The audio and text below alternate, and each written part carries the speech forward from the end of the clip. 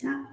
Bonjour et bienvenue à tous dans cette première séquence en digital de la semaine du logement accompagné qui porte donc sur les SIAO de demain. Vous aurez la possibilité de réagir et de poser des questions aux intervenants via le chat pendant toute la séquence. On prendra un temps en fin de séance, bien sûr, pour répondre à ces questions et vous aurez aussi la possibilité à ce moment-là de prendre la parole directement en levant la main si vous le souhaitez. Alors, pourquoi est-ce que l'UNAFO a choisi de traiter ce sujet? Eh bien, parce que l'instruction de mars 2022 est venue définir les SIAO comme des acteurs centraux des services publics de la rue au logement et venue modifier aussi par là même un certain nombre de points concernant les fonctionnements, les missions et apporter des pistes de travail entre les SIAO et les acteurs du logement accompagné. On a donc souhaité, à travers cette séquence, tenter de comprendre et de partager finalement quelles étaient les ambitions de ce texte qui constitue un peu une nouvelle étape dans la réforme des SIAO qui a déjà démarré depuis un petit moment. Ce que cela implique concrètement pour le logement accompagné, à la fois en termes de secteur, mais aussi pour les acteurs qui le composent, et comment est-ce que ça se met en œuvre dans les différents territoires. Donc pour cela, nous avons 3 intervenants. Donc Manuel Hénin, qui est donc directeur de la mission accompagnement, parcours et accès au logement de la DIAL. Donc la DIAL, qui est la délégation interministérielle à l'hébergement et à l'accès au logement, qui est donc chargée de la mise en œuvre de la politique publique en matière d'hébergement, d'accès au logement et de maintien dans le logement des personnes sans abri ou mal logées, et qui a pour objectif de venir diminuer de manière significative le nombre de personnes sans domicile en s'appuyant sur le logement d'abord. Nous aurons aussi donc bonjour, pardon, Manuel Hénin. Nous aurons aussi donc Martin Choutet, qui est co-responsable du pôle habitat au SIAO 75, qui est donc le service intégré de l'accueil et de l'orientation de Paris, qui organise et centralise donc l'ensemble des demandes de prise en charge des ménages privés de chez soi, en proposant une orientation adaptée à leurs besoins. Le SIAO est organisé en 3 pôles, le 115, le pôle habitat et la coordination des maraudes. Et le logement accompagné représente aujourd'hui 11% de la régulation effectuée par le SIAO sur les résidences sociales, foyers jeunes travailleurs et pensions de famille. Et vous intervenez dans un territoire, comme tout le monde le sait, plutôt de forte tension. Donc, bonjour Martin Choutet. Bonjour à tous. Et nous aurons également donc Loïc Richard, qui est directeur délégué d'Aleos, qui est une association basée à Mulhouse, qui gère aujourd'hui des résidences sociales et des pensions de famille pour environ 1500 logements. Et donc, Aleos intervient dans un territoire où la tension du marché du logement est aujourd'hui relativement maîtrisée. Et vous êtes également administrateur à l'UNAFO. Bonjour. Bonjour à tous. Merci à vous 3 d'être présents pour cette table ronde.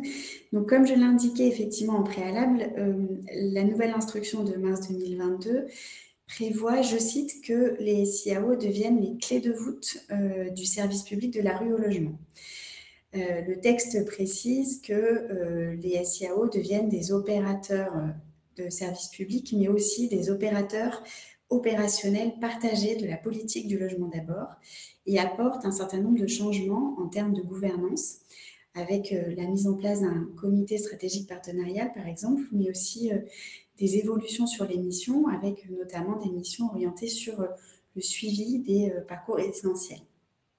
Manuel Hénin, est-ce que vous pouvez nous indiquer quelles sont les ambitions finalement de ce texte et comment ça s'inscrit plus globalement dans la réforme entreprise des SIAO avant que l'on rentre plus en détail pour le logement accompagné? Merci. Merci Mathilde, bonjour à tous, merci pour cette invitation et puis pour l'organisation de cette séquence dans le cadre de la semaine du logement accompagné sur un sujet important, un sujet qu'on travaille avec la Fédération du logement accompagné. Pour répondre à votre question, effectivement, notre analyse, c'est bien que la création des SIAO a été peut-être l'une des avancées majeures du secteur AHI, enfin peut-être la plus grande avancée du secteur AHI dans les 10 dernières années en termes de structuration, en termes d'organisation de la réponse que l'on peut apporter aux personnes sans domicile. Mais après, on va dire une dizaine d'années d'existence, on avait fait le constat, un constat assez étayé sur la base d'une étude auquel tous les CEO avaient participé d'ailleurs, qu'on avait des structuration, des mises en œuvre territoriales très hétérogènes, en particulier du fait d'une hétérogénéité dans les ressources humaines d'une part, mais aussi d'un manque de corpus doctrinal, d'outillage sur les processus et sur les modes de faire. Donc finalement, ce travail, c'était la suite logique de l'investissement de l'État depuis 2017 sur le logement d'abord, avec l'idée d'accompagner, on va dire, une évolution des SIAO pour que les missions qui étaient dans le code de l'action sociale depuis 2014, comme le suivi des parcours, comme l'accès au logement, soient mieux appréhendées, mieux mises en œuvre par les SIAO, alors qu'on était dans une situation, et qu'on est aujourd'hui toujours dans une situation où les SIAO ont quand même largement investi le volet urgence et via le 115 et puis régulation des places d'hébergement, mais moins ces autres missions.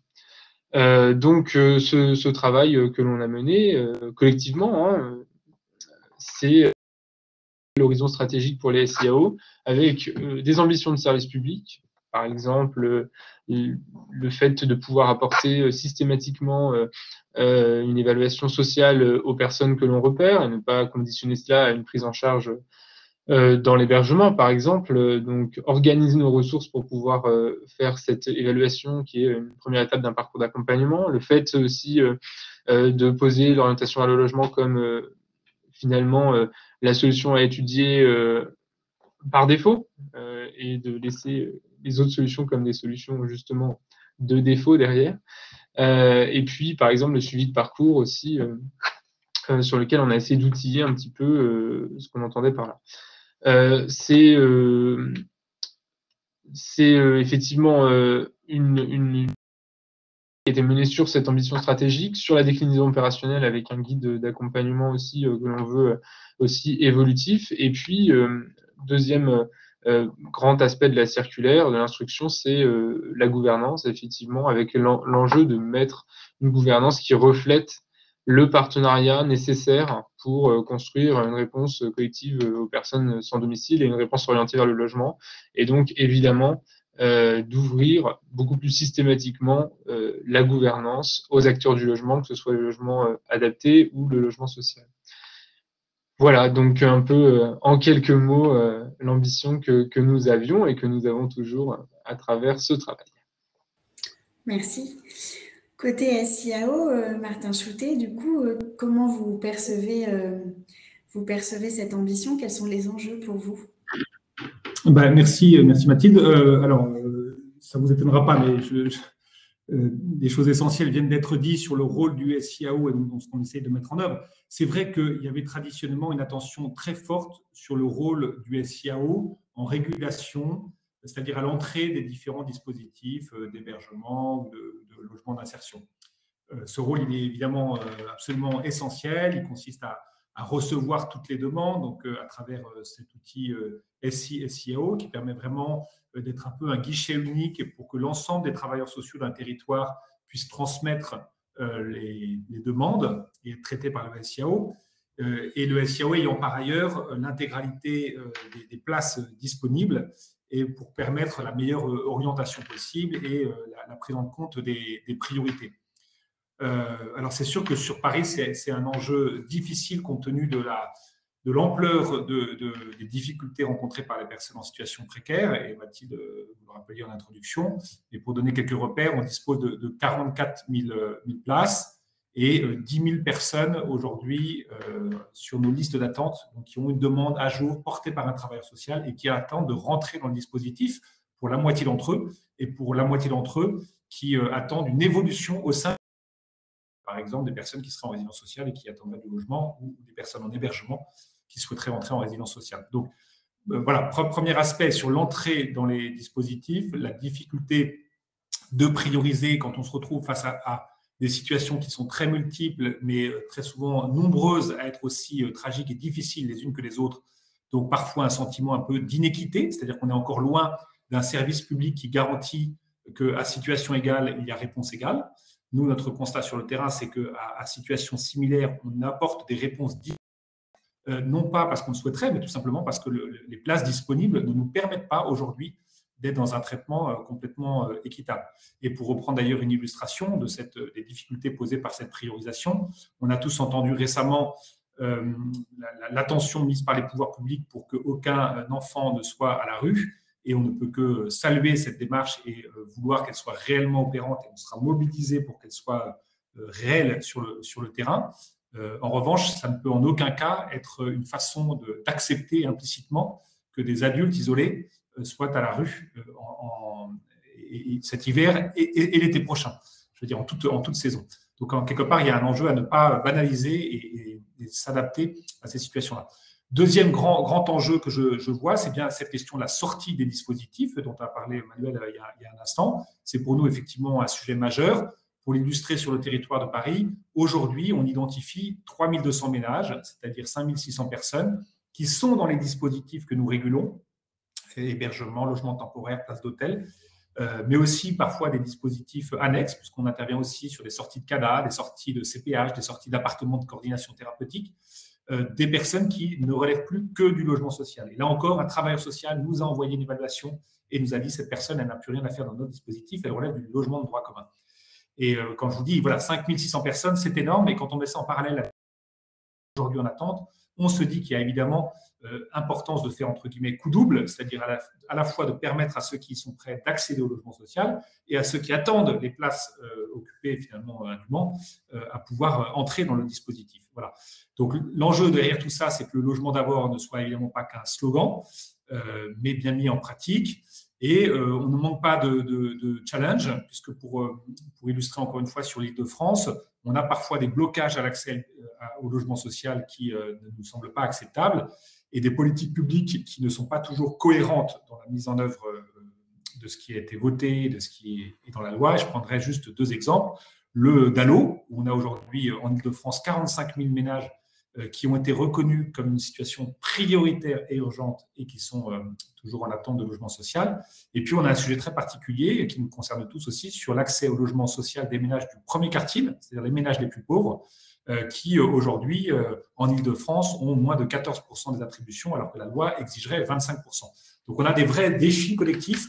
Et on y reviendra tout à l'heure, mais s'il n'y a pas de sortie vers le logement, y compris pour les plus pauvres, alors c'est toute la chaîne qui est grippée et toute la chaîne qui se met un petit peu en position défensive et qui est prudente. Voilà, on y reviendra, je ne serai pas plus long, mais voilà des grands enjeux, au-delà de réguler, au-delà d'appuyer les acteurs, au-delà d'observer. On a aujourd'hui aussi, en tant que SIAO, un rôle d'interpellation et de participation aux politiques publiques sur un territoire. Merci beaucoup. Loïc Richard, pour le logement accompagné et au regard des interventions que l'on vient d'avoir, quels sont pour vous les enjeux que vous percevez ? Bonjour. Alors, évidemment, là, il y a des choses très intéressantes et je pense qu'on aura l'occasion d'en débattre après qui vient d'être évoquée. C'est vrai que la notion de mise en œuvre d'un service public oblige à réussir des choses, et notamment en matière de traitement des demandes, parce qu'on parle bien là d'urgence. Hein, on est sur des sujets pour lesquels les personnes peuvent être à la rue. La question de la priorisation ne doit plus se poser dans les mêmes termes quand l'ambition d'un service public est posée. Et comme le disait Martin, il est bien évident qu'on ne pourrait pas dire on va gérer les pénuries et on va mettre les enfants à l'abri, mais au détriment d'eux, parce qu'en fait, on n'a pas suffisamment de solutions. Donc, un service public, et c'est l'ambition qui est posée, nous amène à terme de tout cela, l'ambition, toute la politique publique se met en cohérence par rapport à ça. Mais je vais revenir sur un point peut-être qui mériterait d'être posé autour de ces questions, puisque pour le logement accompagné, évidemment, souvent partenaires déjà depuis le début, depuis 2010, les SIAO, c'était la réforme apparue dans la loi Moll, donc même s'il y a eu des phases, différentes de mise en œuvre. Là, aujourd'hui, il y a une évolution significative qui apparaît. Ce qui est intéressant dans l'instruction qui nous a été donnée autour des questions de gouvernance, c'est qu'il y a 2 points essentiels. Tout d'abord, il y a une attente partagée par l'État et les associations de voir la situation des personnes privées de logement d'évoluer de façon significative dans les prochaines années. On sent dans cette instruction vraiment un aspect très volontariste et là-dessus, on ne peut que s'associer à cette démarche. Et puis, il y a aussi l'affirmation que seul un travail en collectif, État, associations et bailleurs sociaux, pourra permettre d'obtenir une avancée dans un environnement qui est contraint, complexe, avec un renforcement ces dernières années de la grande pauvreté. Néanmoins, il y a d'autres points sur lesquels il faut quand même être attentif, puisque dans la rédaction de cette instruction, parfois on est un peu surpris, parce qu'il y a des orientations qui peuvent sembler un peu contradictoires, même parfois difficilement conciliables, et qui, par exemple, sur le plan de la gouvernance, doivent faire l'objet, je dirais, de rédactions complémentaires qui lèvent les ambiguïtés. Participer à la gouvernance du SIAO pour les acteurs du logement accompagné, c'est parfois déjà le cas d'ailleurs lorsqu'il y a des copies là, qui s'opèrent, c'est une bonne chose, c'est même essentiel. Mais l'instruction précise de façon extrêmement forte que c'est l'État, en tant que financeur du SIAO, qui préside, pilote, évalue les acteurs et décide des politiques publiques. Les autres acteurs ne sont qu'associés à un dialogue. Donc, personne, d'ailleurs, ne conteste que c'est bien l'État qui définit les politiques publiques, hein, qu'on soit clair. Mais dès lors, et là, c'est ce que dit aussi l'instruction, il dit que la responsabilité de la réussite de cette ambition est partagée par tous les acteurs, mais elle ne peut pas être partagée au même niveau, car les acteurs jouent effectivement un rôle, les associations, Martin le rappelait, sont là aussi pour co-construire et pour porter des plaidoyers. Elles ne peuvent pas, si elles ne décident pas des politiques publiques, et ce n'est pas leur rôle, elles sont là pour essayer de les améliorer, porter la même responsabilité que celui qui est défini et qui décide in fine, puisque c'est bien ce qui est posé dans l'instruction. Donc ça, c'est des points importants au niveau de la question de la responsabilité. Certes, bien évidemment, nous avons des ambitions partagées, mais la responsabilité n'est pas partagée aussi simplement que cela entre les acteurs. Et puis, je rappelle d'ailleurs, c'est un point très très important dans la suite de développement du SPRULO, notre pays a fait le choix de s'appuyer sur des opérateurs associatifs à but non lucratif pour lutter contre la pauvreté. C'est moins cher, c'est plus flexible que des services publics intégrés. Probablement, ça permet de la créativité, puisqu'en fait, il y a une multitude d'acteurs, un engagement extrêmement fort. C'est aussi des garanties, puisqu'en fait, il n'y a pas d'enrichissement personnel de nos dirigeants qui sont tous des bénévoles. Hein, on porte tous que la pauvreté ne doit pas être un marché. Au terme de la loi, alors de 1901 pour je dirais toute la France, 1908 en Alsace-Moselle où je suis situé, il faut quand même le rappeler fortement, et l'instruction fait un peu l'impasse là-dessus, les associations sont des partenaires qui sont juridiquement et politiquement autonomes. Et la contrepartie de la non-lucrativité de nos associations, c'est une forte exigence éthique dans les approches publiques et aussi une reconnaissance extrêmement forte de la dimension partenariale. Donc, les associations, je le rappelle, c'est très important, dans la gouvernance qui va être mise en place, ne peuvent pas être réduites à des prestataires de services qui seraient adossés par une convention à un SIAO et qui devraient produire un service d'un cahier des charges adossé à un système d'information qui les contraindrait. Voilà, donc, pour résumer, hein, c'est important, je pense que effectivement, alors ça c'est vraiment une ambiguïté qu'il faudra lever. Hein. On voit bien apparaître une notion de SIAO facilitateur et animateur qui était prévue par la loi d'ailleurs. Hein. Et c'est bien cela qui est écrit dans l'article 345 de 4 hein, du Code de l'action sociale des familles.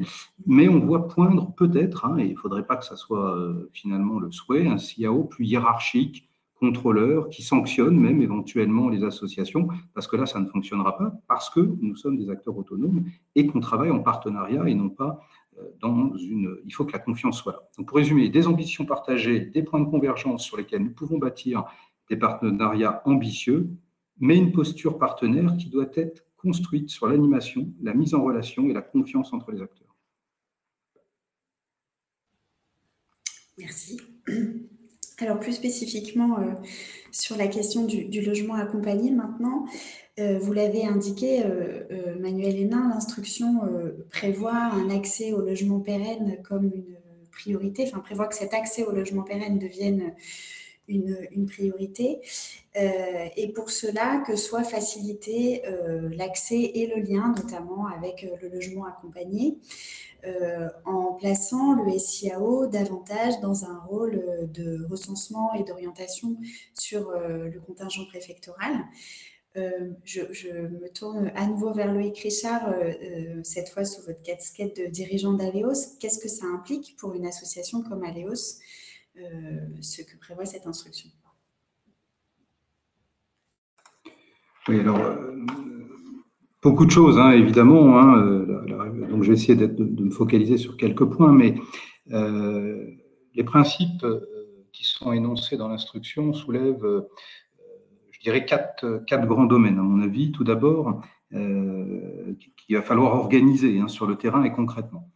Tout d'abord, la communication des informations, notamment pour le recensement des places. Voilà, ça c'est quelque chose aujourd'hui qui existe. On en parlera peut-être tout à l'heure sur les conventions que l'on a mis en œuvre. Mais ce flux d'informations, les SIAO sont devenus des très très grosses machines, et donc c'est compliqué de traiter les flux d'informations. Il va falloir qu'on en parle. La nature des orientations et le rôle de nos gestionnaires dans l'évaluation finale et l'admission, ça c'est aussi un point important à traiter. L'utilisation du SI-SIAO, parce qu'on a eu aussi plusieurs étapes depuis 2010, je les ai à peu près toutes connues, avec des logiciels différents, des difficultés particulières. Il faudra impérativement que cette question soit traitée et de façon intelligente pour ne pas créer des situations de double saisie, par exemple. Et puis, la question des prescriptions des mesures d'accompagnement qui apparaît par la suite et là qui devient je dirais un sujet qui est au moins aussi complexe que celui de l'appariement déjà des places. Alors, ce qu'on peut dire, c'est qu'il existe aujourd'hui des conventions. On en a une chez nous, il y en a une à Paris, il y en a dans beaucoup d'autres régions, des conventions qui existent entre l'État, les SIAO et les opérateurs. Finalement, l'instruction vient nous apporter des éléments complémentaires, mais il y a déjà beaucoup de choses qui sont dans les conventions qui existent et qui fonctionnent. Il faudra probablement revisiter ces protocoles, mais pas forcément tout changer, parce que on a cumulé des expériences et des fonctionnements qui aujourd'hui, en tout cas sur notre territoire, démontrent qu'on a trouvé des points d'équilibre qui fonctionnent bien. Et remettre, je dirais, de la contrainte, très probablement ne serait pas très pertinent si on n'en attend pas un résultat important. Donc, d'ailleurs, je sais qu'actuellement, il y a un groupe de travail entre l'État, les fédérations, autour de la manière de réécrire ces conventions. Il faut absolument qu'on soit d'équerre tous ensemble là-dessus. Mais en tout cas, les points à traiter, la prise en compte des situations locales. Ça, c'est essentiel. Situations locales différentes, des attentes des publics et des spécificités du logement accompagné. Un territoire détendu comme le secteur de Mulhouse, par exemple, on a aussi des territoires plus tendus à la frontière suisse sur notre territoire, mais ce n'est pas la majorité, ne peut pas être traité comme PACA ou l'Île-de-France, où on a vu tout à l'heure, Martin le rappelait, il y a des listes d'attente extrêmement importantes, des problèmes sur le DALO. On ne connaît pas ces difficultés-là. Donc, il faut avoir, bien évidemment, j'entends bien qu'il faut mettre un peu, je dirais, d'équité territoriale, mais il ne faut pas oublier qu'il y a des spécificités territoriales sur les marchés du logement et que, bien évidemment, tout ne doit pas se gérer de la même manière. Il y a la question, dans la rédaction des protocoles aussi, dans les spécificités, de la question du risque locatif qui ne doit pas être écarté. On ne travaille pas, nous, notre association, on gère de l'hébergement et du logement accompagné, ce n'est pas du tout la même chose en matière de contrat juridique. On ne peut pas contraindre un opérateur à signer un contrat avec quelqu'un dont on sait qu'il ne va pas tenir dans les logements parce que tout simplement on nous l'enverrait et qu'il y aurait eu une évaluation incomplète ou pas tout à fait adaptée de ce que produit le logement accompagné. Donc, la notion de refus motivé, bien sûr, de l'orientation par le gestionnaire doit être prévue dans ces conventions. C'est essentiel, puisqu'il n'y a pas, en tout cas aujourd'hui, je dirais, de portage public du risque locatif dans cette logique-là. De l'agilité dans le fonctionnement également, ça c'est un point essentiel qu'on doit trouver dans ces protocoles, parce qu'il ne faut pas créer des procédures rigides pour absolument rentrer, notamment, je l'ai vu X fois dans plein de domaines, pas simplement dans le domaine de l'État, mais parfois sur les conventions qu'on a avec d'autres financeurs, où finalement tout est construit autour d'un système d'information. Et finalement, on essaye de faire rentrer à toute force des choses qui ne rentrent pas dans un système d'information, et ça aboutit en fait à des usines à gaz. Actuellement, chez Aleos, on a 98% de taux d'occupation dans nos résidences sociales. Donc, en fait, on n'a vraiment que du frictionnel sur des logements qui éventuellement sont à refaire.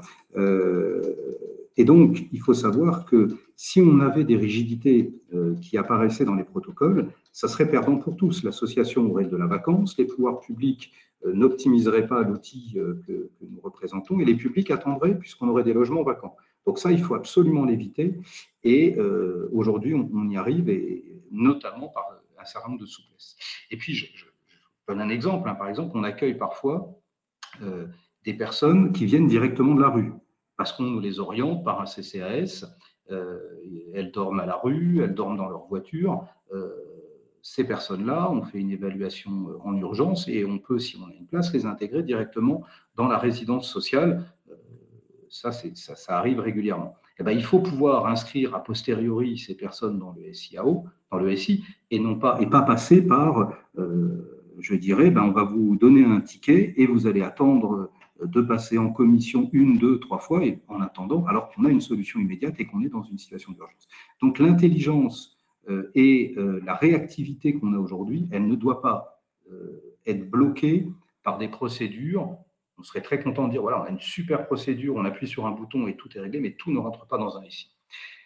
L'efficacité des moyens humains, je vais quand même apporter un élément là-dessus, ça c'est important. Pas de double saisie, pas de reporting inutile. Il faut absolument qu'on soit attentif à cela. Pendant des années des fonds européens, on a arrêté les fonds européens, non pas parce que le financement ne correspond pas à ce qu'on fait, mais tout simplement parce que la charge administrative est telle qu'en réalité, on paye la moitié en fait, des fonds européens servent à financer de l'administratif et des contrôles. Donc, c'est totalement contre-productif parce que, justement, trop de procédures, trop de contrôles, trop de contrôle du contrôle, et il ne faudrait pas qu'on invente exactement la même chose. Donc, soyons attentifs et, en tout cas, sur la question du reporting et sur la question du SI, il faut éviter absolument la double saisie. Donc, il faut absolument que le nouveau SI SIAO, et j'ai vu que c'était un enjeu, soit capable de communiquer avec les systèmes d'information des grands gestionnaires, parce qu'on a des systèmes internes qui obligatoirement doivent exister pour la gestion locative. Voilà. Et puis,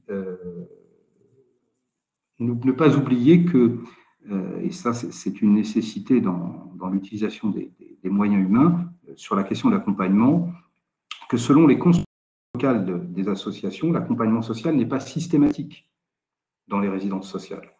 Donc ça pose la question, toujours par rapport à ce système d'information, du référent de parcours qui ne peut pas être forcément évident.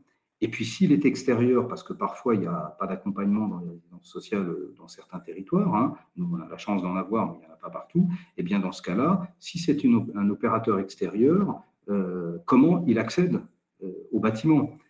Quels sont les moyens mis à sa disposition localement pour qu'il fasse l'accompagnement? Un bureau, tout simplement. Enfin, on est sur des choses assez basiques qu'un SI aura du mal à traiter de façon industrielle. Voilà.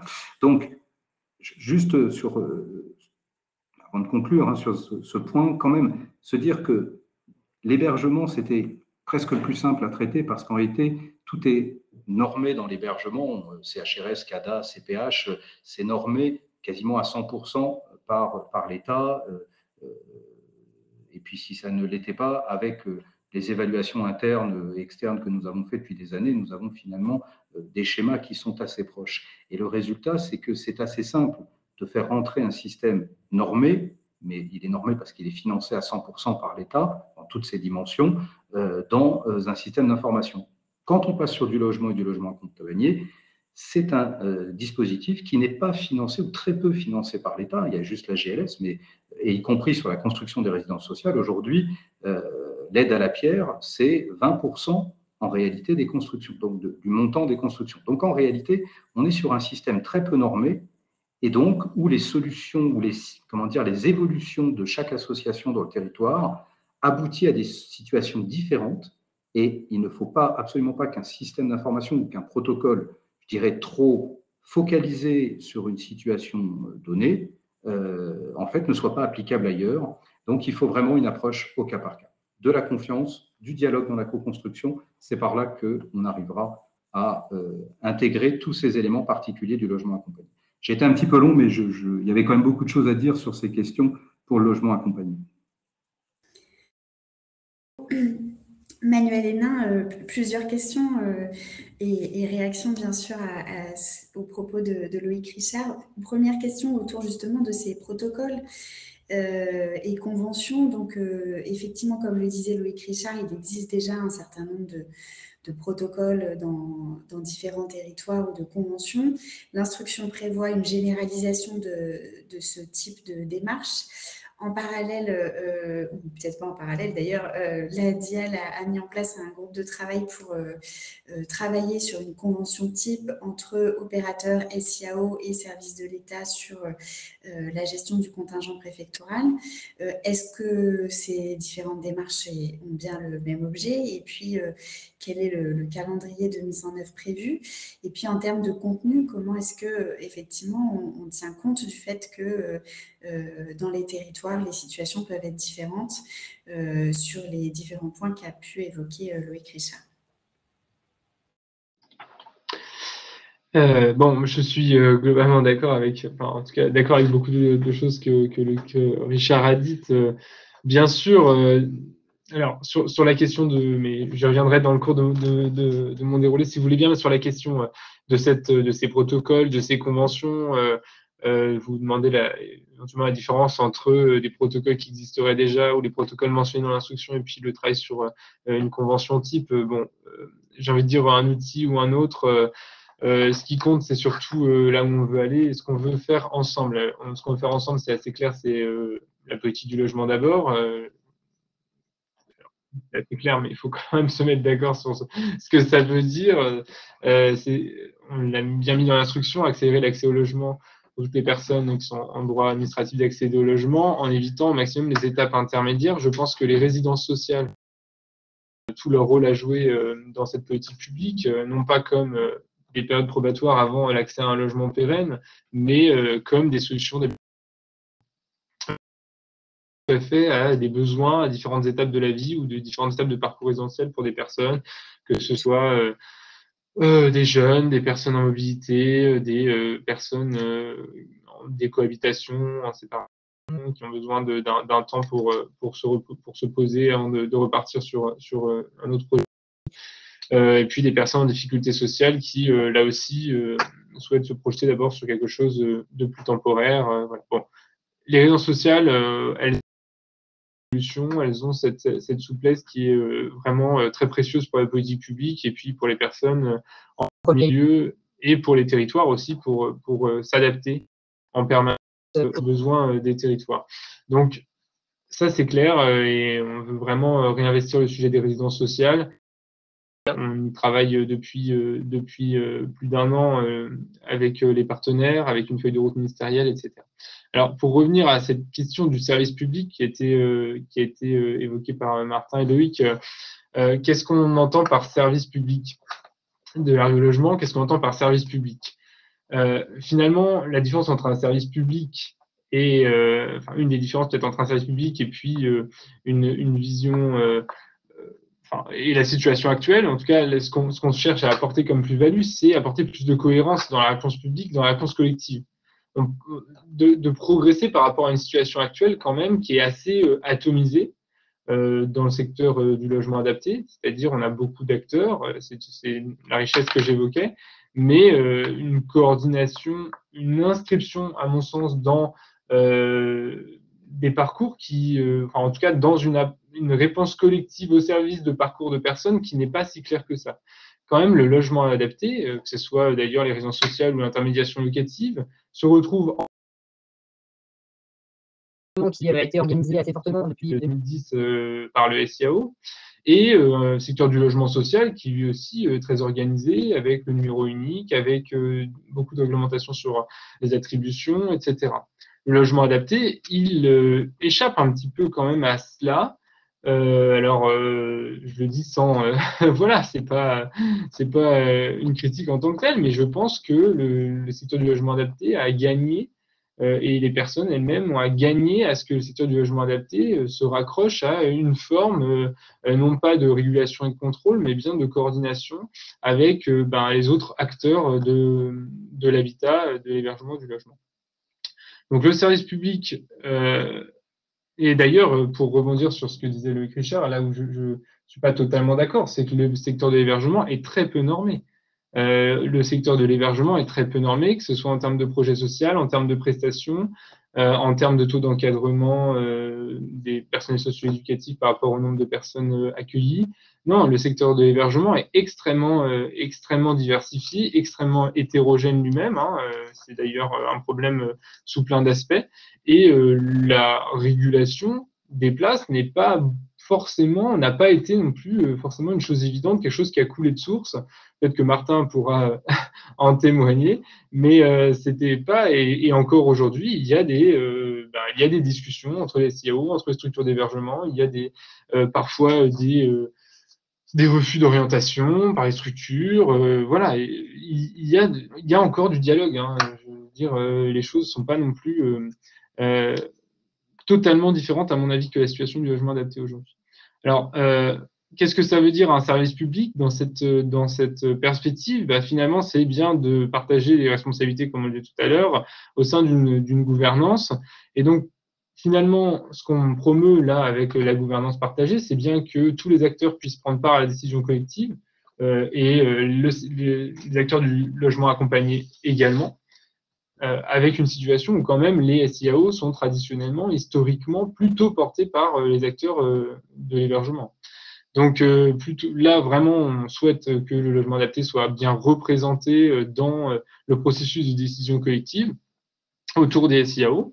Donc ça, c'est une chose, mais évidemment, ça veut aussi dire que si la décision est collective, on accepte de déléguer une partie de son pouvoir de décision à sa structure ou de son association, en l'occurrence au SIAO. Je dis bien une partie de son pouvoir de décision, et je suis totalement conscient de tout ce qui a été dit par Loïc Richard sur le fait de ne pas créer des rigidités, de ne pas freiner des décisions rapides, etc. Donc, bien entendu, là, il faut qu'on trouve le bon compromis, le bon équilibre, etc. Tout à l'heure, il a été dit responsabilité de l'État, responsabilité des structures. Évidemment, l'État a bien conscience de l'ensemble de sa responsabilité sur le sujet, sur le logement accompagné en particulier. Comme je vous le disais, on a vraiment à cœur de pouvoir porter le développement des résidences sociales. On connaît tous les enjeux, on en discute souvent avec les représentants de ce secteur. On connaît en particulier l'enjeu de la GLS, et qu'effectivement, si on souhaite que l'occupation des résidences sociales puisse être orientée, finalement, je ne sais pas si elle le sera plus qu'aujourd'hui, parce qu'aujourd'hui, les résidences sociales jouent leur rôle social très fortement, mais si on souhaite qu'il puisse y avoir des orientations de personnes en grande difficulté, y compris en évitement de l'hébergement directement en résidence sociale, par exemple, il faut donner aux résidences sociales les moyens de réaliser cet accueil dans et de pouvoir proposer éventuellement une forme d'accompagnement un peu plus renforcée que ce qu'elle peut être aujourd'hui au regard des moyens. Pour revenir et terminer là sur la convention en particulier, qui est en cours de travail, c'est vraiment un travail de co-construction. Et d'ailleurs, vous l'avez dit, c'est un groupe de travail qu'on a lancé à la suite de la publication de l'instruction, avec des SIAO, avec des fédérations associatives, avec des services de l'État. C'est la même méthode qu'on applique sur ce sujet depuis plusieurs années, et depuis plus d'un an en particulier sur la rédaction de l'instruction SIAO. Donc, ça a été vraiment un travail collectif, et ça, je pense que voilà, on peut pas. Là, on a vraiment essayé de construire un texte dans lequel tout le monde puisse se retrouver et dans lequel tout le monde puisse se projeter. Donc, on continuera évidemment selon cette méthode. Là, c'est une évidence. On prendra le temps qu'il faut pour construire des outils qui sont utiles, qui sont opérationnels. Moi, je suis évidemment attaché au fait de ne pas construire des usines à gaz et de construire quelque chose qui serve vraiment. Aujourd'hui, voilà, on en a discuté, on discute avec l'UNAFO, avec les autres fédérations du logement accompagné. Le texte est peut-être le projet de texte, parce que on n'est pas du tout à une version finalisée, mais les premières ébauches sont peut-être assez orientées sur le volet hébergement, veille sociale, et doivent peut-être mieux prendre en compte les spécificités du logement adapté. Ça, je veux bien l'entendre. On pourra approfondir le travail sur le logement adapté. Je suis très sensible à la question de s'appuyer sur l'existant et l'ensemble des protocoles qui peuvent exister. Alors, c'est pas du tout une pratique pour ce qui existe.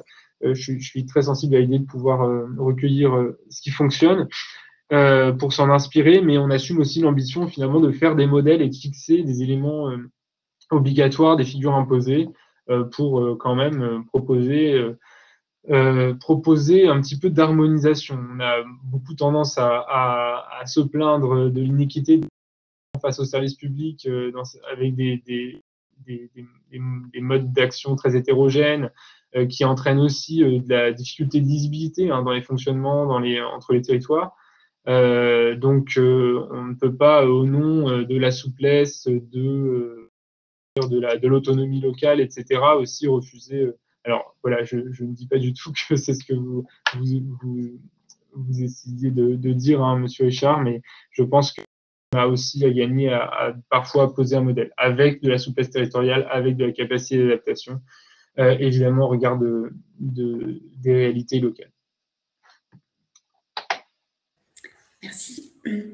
Martin Choutet, au niveau du SIAO de Paris, un protocole a été signé entre l'État, le SIAO, l'UNAGE et l'UNAFO pour définir de bonnes pratiques autour du fonctionnement des attributions du contingent État.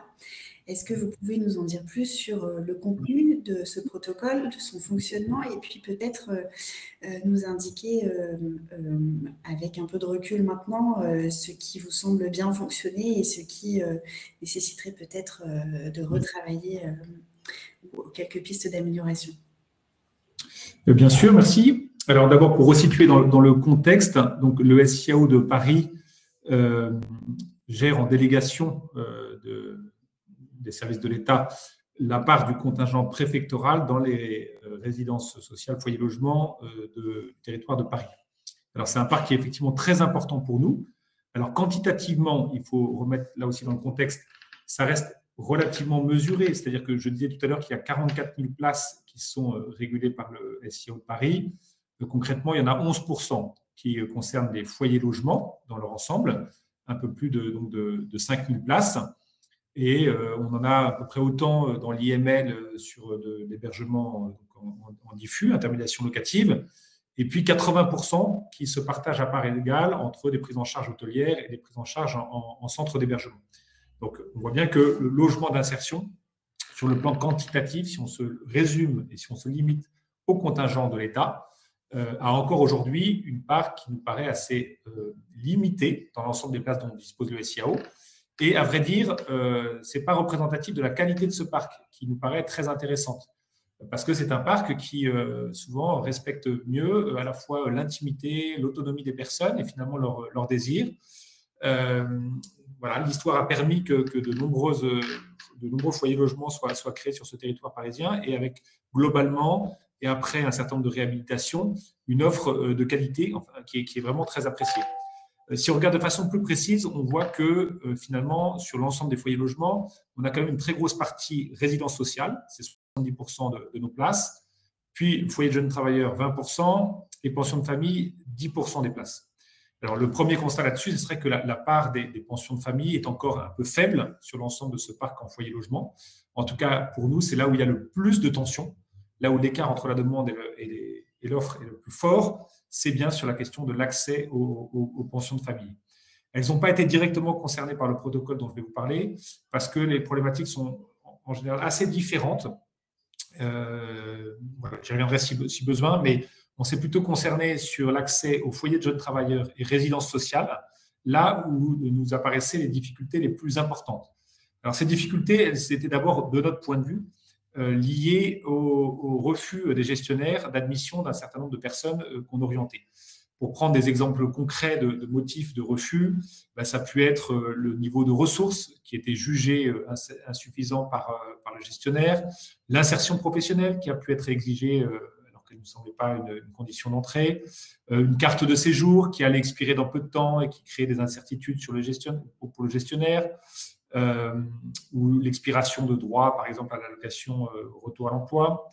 Ça peut être une appréciation d'un manque d'autonomie pour l'accès à la résidence, ou l'insuffisance de la maîtrise de la langue qui nous a parfois été opposée comme motif de refus, ou encore on a vu des refus liés à des personnes réfugiées sur lesquelles le gestionnaire pouvait avoir pensé qu'il y aurait un projet de regroupement et de réunification familiale qui pourrait générer de la suroccupation.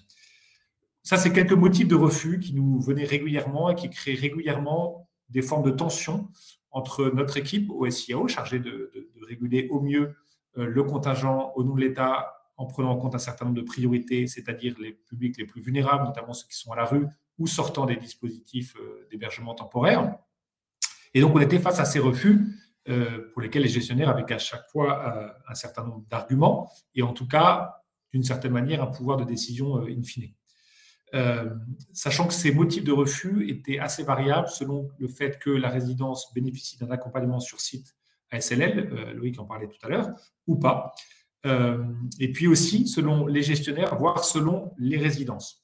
Donc, il nous semblait important d'aller vers une harmonisation ou un échange sur ces différents sujets, sachant qu'à côté des refus des gestionnaires, on a, il faut le citer aussi, des refus parfois des candidats, des résidents, des personnes qu'on oriente, dont les motifs les plus fréquents de refus sont la focalisation sur l'accès au logement social sans vouloir recréer une marge, par exemple, pour un sortant de CHRS qui ne voudrait pas à nouveau déménager pour être à nouveau dans un lieu d'attente alors qu'il relève du logement social.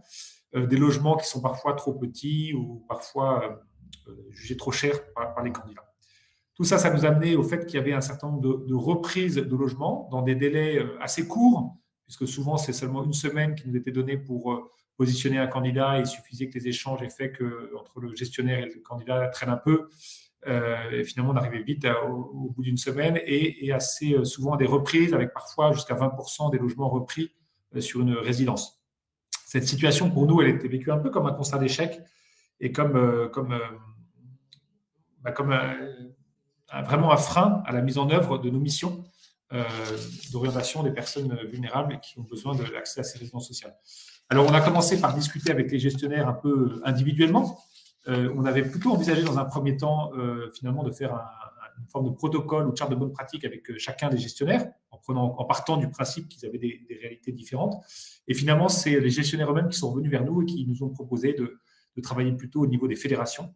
Et donc, on a conclu en janvier 2022 un protocole qui a été signé par l'URAGE, l'UNAFO, l'ADRIL 75, des services de l'État dans le département, et le SIAO.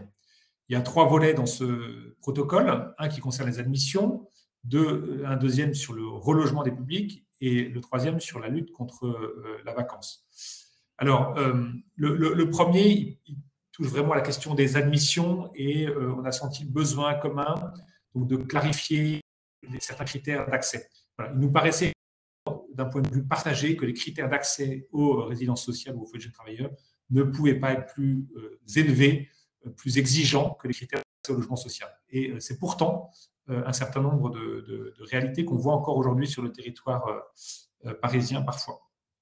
Alors, on a travaillé sur les questions de communication, l'importance de la communication dans la transmission d'informations, le signalement de la vacance très rapidement par les gestionnaires, un effort du SIAO pour présenter rapidement un candidat, un effort du gestionnaire pour nous tenir, informer rapidement des suites données, peut-être parfois le candidat peut être injoignable, finalement à l'étude du dossier, il y a quelque chose qui est vraiment complètement bloquant, le candidat ne donnerait pas suite, etc. Il faut pouvoir embrayer rapidement pour qu'on puisse faire une deuxième orientation de candidat si la première échoue. Donc voilà, la question de la rapidité et de la facilité d'échange et dans la communication est apparue des deux côtés absolument essentielle. Et puis, on a eu besoin de clarifier certains critères d'admission, par exemple en resituant qu'un reste pour vivre de 9 à 10 euros par jour et par personne, par unité de consommation, devait être jugé comme suffisant ou en tout cas ne pouvait pas être en soi un motif de refus. De même, le fait que la personne orientée soit locataire du RSA ou de l'allocation à l'adulte handicapé ne pouvait pas être considéré comme un motif acceptable de refus en soi. Ça peut paraître évident à certains d'entre vous qui sur certains territoires, avaient une longue histoire d'accueil assez large dans les résidences sociales, mais sur un territoire tendu comme Paris, où il y a une concurrence de public assez forte et où du coup, finalement, la liste des demandeurs qui se présentent devant un gestionnaire de résidence sociale est très large, finalement, il y a eu des habitudes qui ont été prises d'élever un petit peu le seuil d'accès aux résidences sociales. Et pour tout vous dire, encore aujourd'hui, la ville de Paris, sur son contingent en résidence sociale, n'oriente pas de personnes au RSA. Parce qu'il y a un présupposé ou un historique qui fait que les résidences sociales seraient dédiées aux personnes en insertion professionnelle. Alors que ça soit une étape, que ça soit accompagné, qu'il y ait un projet personnel, tout ça, ça peut nous paraître acceptable et se comprendre comme le logement d'insertion comme justement une étape, mais il ne faudrait pas que les prérequis à l'entrée soient encore une fois trop élevés. Voilà, donc ces échanges ont été très riches et ont permis de poser un certain nombre de points à ce sujet. Il y a un deuxième point qui était important, c'était la question de l'accès au relogement. On a rappelé que le SIAO n'était pas là que justement pour insister et forcer un petit peu les portes à l'entrée dans les dispositifs, mais bien aussi pour soutenir les acteurs en sortie, notamment bien sûr sur l'accès au relogement. Et là, on voit qu'il y a aussi des chantiers énormes parce qu'un certain nombre de publics finalement sont entrés en résidence sociale, mais ils sont aussi un peu parfois oubliés. Soit qu'il n'y ait pas de mesure d'accompagnement social, et ça c'est vrai que c'est un sujet préoccupant. On voit que des personnes, finalement, ne sont plus demandeurs trop de sortie, mais aussi parce que personne ne vient leur proposer ou leur rendre accessible l'accès à un logement social qui pourrait être parfois un peu plus spacieux ou adapté à leur situation. Et du coup, des personnes restent parfois dans des durées longues. Et certains, notamment, qui souhaiteraient accéder vraiment au logement social, mais qui, encore une fois, n'ont pas l'accompagnement qui va bien. Voilà, donc, en tout cas, le SIAO propose aujourd'hui un appui qui est plus précis, avec des coordinateurs référents. Chaque résidence sociale a un coordinateur référent identifié auquel elle peut faire état de situation de demande de logement. On demande à ce que les opérateurs nous transmettent des évaluations sociales en vue du relogement pour tous les ménages qui sont sur le contingent état de la résidence sociale. On intègre aussi les ménages qui sont sur le contingent propre du bailleur, qui lui-même n'ayant pas de contingent sur le parc social, a besoin de ce type de soutien. Donc, on intervient aussi pour ces publics-là, avec une attention toute particulière pour ceux qui sont dans des situations qu'on va dire bloquées ou complexes. Et notamment, par exemple, pour nous, un repère, c'est les personnes qui ont déjà plus de 5 ans dans les dispositifs d'hébergement de logement temporaire. Pour nous, arrivent vraiment dans le top des priorités et on fait des appuis renforcés, une inscription dans CIPLO, mais aussi des signalements particuliers à nos collègues de la DRIL 75, des services de l'État qui travaillent sur le logement pour l'accès au contingent État du logement social, mais aussi des bailleurs sociaux. Et on vérifie avec nos partenaires que l'ensemble des dossiers d'appui qui sont possibles sur ce territoire sont bien mobilisés. Et en toute simplicité, et là, ça ne jette la pierre à absolument personne, mais le constat est que quand même, parfois, certains publics ne bénéficient pas de tous les appuis dont ils auraient besoin pour accéder au logement social pérenne. Et parfois, le logement d'insertion, résidence sociale, paraît déjà une telle marche et une telle satisfaction pour certains publics que parfois, il pourrait y avoir le risque de s'arrêter là, alors qu'on a collectivement un enjeu à leur permettre un parcours résidentiel qui va jusqu'au logement pérenne si c'est bien leur souhait. Voilà, et puis le dernier aspect du protocole, c'était la lutte contre les vacances. On avait échangé sur un certain nombre de propositions, comme le fait de proposer plusieurs candidats ou d'avoir finalement une petite file d'attente permanente sur certaines résidences. Ce n'est pas le sujet le plus facile pour nous. on peut comprendre que ce soit intéressant pour certains gestionnaires, mais ça pose un certain nombre de contraintes avec des risques de déception, etc. pour les candidats. Enfin voilà, c'est pas tout ça.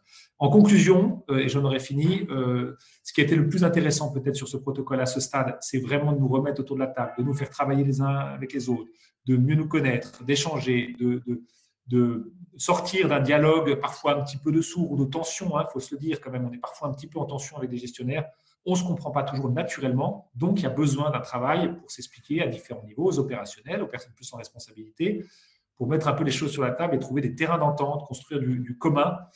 Et ça nous paraît vraiment très réjouissant. C'est aussi dans ce cadre-là qu'on a pu finalement travailler avec, en l'occurrence Eneo, pour identifier des logements qui pourraient être particulièrement adaptés pour des personnes qui iraient de la rue au logement directement, où on garantit un accompagnement un peu renforcé. Enfin, voilà. Parce qu'on a commencé à travailler ensemble, on a déjà vu une lutte des reprises, une diminution des reprises de logement. Et ça, c'est important pour nous parce que notre objectif, c'est 0 reprise. On doit assumer jusqu'au bout notre mission et l'utilisation du parc qui nous est confiée. Mais tout en respectant aussi un certain nombre de contraintes. Et donc, en rencontrant les gestionnaires, on les comprend toujours un peu mieux, davantage, et on se met aussi un peu à leur place. Voilà, hein. L'idée, ce n'est pas de les mettre en difficulté, mais bien de les soutenir et de faire un travail commun. Voilà, donc, en ce sens-là, la dynamique d'une collaboration renforcée avec tous les acteurs autour de la table nous est apparue comme quelque chose de très positif et on sera heureux de le partager davantage, mais je ne vais pas être plus long. Merci beaucoup. On arrive presque au terme de notre séquence. Ce que je vous propose peut-être, c'est qu'on regarde ce qui s'est passé du côté des questions et des réactions des participants. On a eu une réaction notamment de Bertrand Declémy sur le fait de pouvoir justement peut-être davantage capitaliser sur les réussites et les limites des différentes expérimentations pour que ça puisse aussi nourrir les réflexions dans les autres territoires. Vous l'évoquiez également, Manuel Hénin, tout à l'heure. Peut-être qu'un autre sujet aussi qui est posé dans les questionnements, c'est la question de l'accompagnement social et comment est-ce qu'on traite finalement cette question qui peut parfois venir sécuriser aussi une orientation lorsque le partenariat est difficile ou en tout cas peu identifié ou compliqué à mettre en œuvre. Peut-être Manuel Hénin, si vous pouvez réagir à ces questions. Oui, mais sur la question de l'accompagnement, je l'ai évoqué. Je pense que, alors, il y a le partenariat, il y a le droit commun, il y a tout ce qu'on veut. Évidemment, je pense quand même qu'il y a un enjeu de consolidation un petit peu de la capacité en interne des gestionnaires de résidence sociale à développer, à recruter des équipes d'accompagnement ou en tout cas de gestion locative adaptée avec des moyens suffisants pour que cette gestion soit très rapprochée lorsque c'est nécessaire. Donc ça, je le répète, nous portons cet enjeu et voilà, on espère pouvoir revenir prochainement, je sais pas prochainement, en tout cas dans les années à venir, avec des bonnes nouvelles pour pouvoir accompagner le développement de cet enjeu pour les résidences sociales. Moi, je voulais juste réagir à ce qu'a dit Martin sur je pense que illustre parfaitement que les SIAO sont pas des structures administratives, mais sont bien sur le terrain finalement, au contact des gestionnaires, au contact dans la compréhension de leurs contraintes aussi, et que le dialogue est le mode de faire des SIAO avant tout. Donc je pense que là, c'est plutôt encourageant sur la manière dont on peut progresser sur la régulation, sur l'orientation d'une partie des places de résidence sociale par les SIAO. Nous, on aura à cœur d'avancer avec pragmatisme de soutenir tout ça avec pragmatisme, c'est-à-dire les territoires où ça fonctionne déjà, très bien, et on peut voir comment progresser encore, et les territoires où on part de plus loin, on partira de ce point de départ et on avancera ensemble. En tout cas, pour revenir d'ailleurs sur la question des moyens, reboucler sur la question des moyens, je pense que c'est en avançant ensemble, sans forcément attendre que la question des moyens, des systèmes d'information, que tout ça soit réglé, c'est en progressant ensemble dans une même direction et en portant un message commun qu'on va aussi convaincre de la nécessité et de la légitimité à dégager de nouveaux moyens publics pour renforcer l'action du logement adapté. Merci. Est-ce que dans la salle, il y a des participants qui souhaitent prendre la parole, notamment les personnes qui ont posé des questions dans le chat? Est-ce que vous souhaitez nous les partager directement? Peut-être Kamel Seni, est-ce que vous souhaitez intervenir? Kamel a notamment posé une question sur la possibilité que l'ensemble du contingent municipal en pension de famille soit géré par le SIAO 75. Comment le faire sans démotiver les communes à construire, par exemple? Alors, j'ai vu effectivement cette question et l'instruction qui évoquait le fait que le SIAO puisse réguler l'ensemble des places en pension de famille. J'avoue que là, moi, ça me renvoie plus à une question que j'aurais envie de poser à Manuel, parce que c'est vrai qu'il y a aussi un petit télescopage entre parfois les conventions de financement. Je prends l'exemple du territoire de Paris, où la ville de Paris abonde très largement le financement de ces pensions de famille, donc avec des conventions qui sont fixées, qui prévoient un certain nombre de droits de réservation. Et je ne sais pas bien comment revenir là-dessus. J'ai bien entendu, bien lu, avec beaucoup d'intérêt, beaucoup d'espoir au début, quand j'ai vu que le SIAO pourrait disposer de davantage de places en pension de famille. On n'en garde aucune pour nous-mêmes, hein, simplement pour pouvoir les remettre à disposition des équipes de barreaux, des accueils de jour, de toutes ces équipes qui travaillent en centre d'hébergement et qui rencontrent des personnes qui n'ont plus rien à faire dans des structures d'hébergement, mais qui relèvent bien de ce type de projets qui sont dans l'ensemble vraiment très, très appréciés et appréciables. Mais j'avoue que les autres contingents, dès lors qu'il y a des conventions de financement qui prévoient des droits de réservation, je ne sais pas trop comment faire. Mais peut-être, Manuel, tu aurais une précision ou ultérieurement. Non, mais je vais pas avoir une réponse très tranchée là-dessus. La difficulté, en tout cas, la question que tu soulèves est la bonne. Peut-être la réponse, elle est dans une autre partie de l'instruction, qui est la gouvernance. On veut bien que finalement positionner les SIAO comme un outil partagé de services publics. Et services publics, c'est la puissance publique au sens large, l'État, les collectivités. Et donc, si les collectivités se mettent autour de la table du SIAO et prennent part à la décision sur l'organisation du secteur HI, finalement, nous, en tout cas, on encouragera et on essaiera progressivement d'aller dans cette direction à ce que les collectivités puissent confier une partie de leurs ressources, donc en particulier leur contingent sur les pensions de famille, par exemple, mais on peut aussi penser à de la capacité du SIAO à prescrire directement des mesures d'ASLL ou d'autres mesures sociales gérées par les conseils départementaux, les métropoles. Voilà. Donc, la question, c'est plutôt comment on va faire du SIAO un outil collectif, sachant que comme finalement, on le sait bien, les personnes, qu'elles soient orientées par la ville, par le SIAO, par je ne sais qui, Action Logement, au final, c'est quand même un petit peu toutes les mêmes. C'est des personnes qui ont des difficultés et qui, parce qu'elles sont rentrées par une porte, se retrouvent dans cette file d'attente, mais elles auraient pu rentrer par une autre porte. Donc, voilà. En tout cas, pour dépasser ces questions, à court terme, à défaut d'évolution réglementaire plus ambitieuse peut-être, le sujet, à mon avis, est plutôt de voir comment on peut convaincre un certain nombre de collectivités à se saisir et s'approprier le SIAO comme un outil pour elles également, pour améliorer, optimiser la gestion de leurs ressources. Merci. Loïc Richard, vous souhaitiez réagir suite à l'intervention de Martin Choutet? Je vous en prie.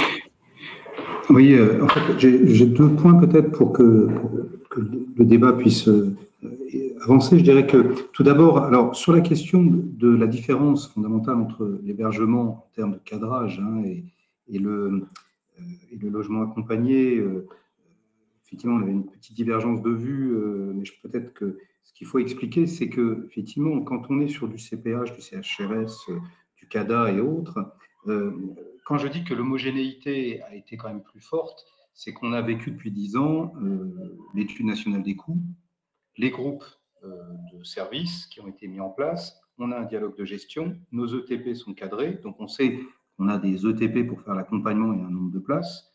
Là-dessus, les CV sont validés par la DDE-TSPP, c'est-à-dire qu'on ne recrute pas sans avoir l'accord d'eux. Nos résultats sont sous contrôle. On a un groupe 2, un groupe 3 de dépenses. Enfin, tout ça, ça n'existe pas dans le logement accompagné. Donc, c'est là que je dis qu'effectivement, même si heureusement il y a encore de l'hétérogénéité, il y a aussi un cadrage qui est absolument sans commune mesure. Et dans ce cadrage, il reste heureusement encore un peu d'initiative associative et de la variabilité, parce que sinon, de toute façon, il n'y aurait plus d'intérêt pour nous à y être. Mais par contre, du côté du logement accompagné, c'est ce qui fait qu'on a la question de l'accompagnement qui apparaît, eh bien, tout ça, ça n'existe pas. Ce qui fait qu'il y a des endroits où, par construction, il y a eu des possibilités d'avoir des travailleurs sociaux. Chez nous, par exemple, on a un travailleur social pour 500 places. On ne peut pas avoir le même suivi qu'en CHRS. Donc, il est bien évident que quand on nous met des situations qui nécessitent, qui sont des sorties de CHRS un peu compliquées ou des sorties de rue, eh ben, l'accompagnement social, il ne peut pas être le même. Et donc, il faut avoir ce type de ratio en tête pour se dire qu'effectivement, la résidence sociale, pour qu'elle puisse fonctionner dans sa logique d'insertion, eh bien, on doit re-questionner ces questions d'accompagnement de façon très forte. Juste quand même préciser, et là c'était pour Martin, heureusement que tous les territoires, et on en revient au fait qu'il faut s'adapter aux territoires dont les conventions ne sont pas pareilles. Depuis 10 ans que nous fonctionnons avec une convention à peu près sur les mêmes problématiques, viser la zéro vacance, etc., travail avec le SIAO. En fait, aucun des motifs de refus qui a été évoqué par Martin n'a été opposé chez nous. Nous, les seuls motifs de refus qui existent, et c'est très rare parce que 80% des orientations du SIAO sont admis dans les résidences sociales, dans les 82% pour être exact, dans les 17% qui restent, 15% sont plutôt des refus des personnes ou des réorientations parce qu'elles préfèrent effectivement, quand elles voient la résidence sociale, aller plutôt sur du logement parce que, comme tu l'as dit, elles se disent c'est trop petit, c'est déjà meublé, ça ne correspond pas à ce que je veux.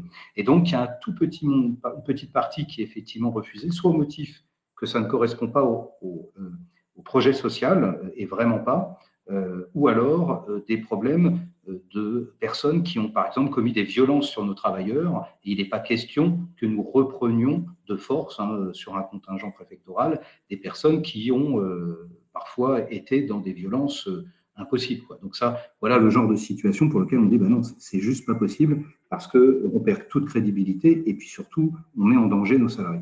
Donc voilà les quelques situations de refus qui existent, ils sont très rares. Et en réalité, j'ai sous les yeux le résultat de notre fonctionnement l'année dernière. 25% des admissions dans résidence sociale chez nous qui viennent du SIAO, en fait, sont sur le contingent préfectoral. 75% sont admis en dehors du contingent préfectoral. C'est en réalité, c'est-à-dire que nous, en fait, on ne regarde pas notre convention.